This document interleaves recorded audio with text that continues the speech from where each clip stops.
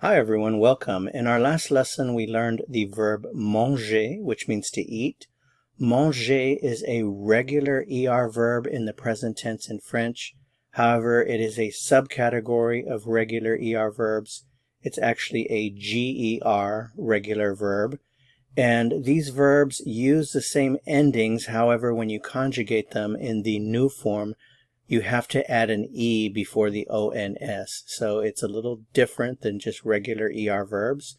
So in this lesson, we're going to look at nager, which is also a regular GER verb, but we have to pay attention to that little spelling change in the new form. So let's go ahead and conjugate the verb. Remember to remove the ER from the infinitive and you're left with your root. So I swim is je nage. Je nage. You swim, tu nage. He swims or she swims or one swims.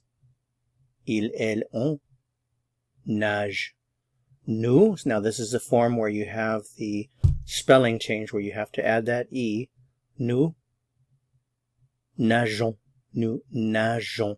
Remember, if you don't add the E, it's misspelled, and also you'd have to pronounce it differently. Without the E, you'd have to pronounce it nagon, which is not a word in French. You swim. Vous nagez. And finally, they swim.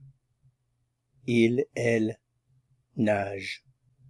Let's create some complete sentences here with nager. If you want to say I swim a lot, you would say je nage beaucoup. I swim every day. Je nage tous les jours. I swim often. Je nage souvent. You swim. Tu nages. You swim a lot. Tu nages beaucoup. You swim every day. Tu nages tous les jours.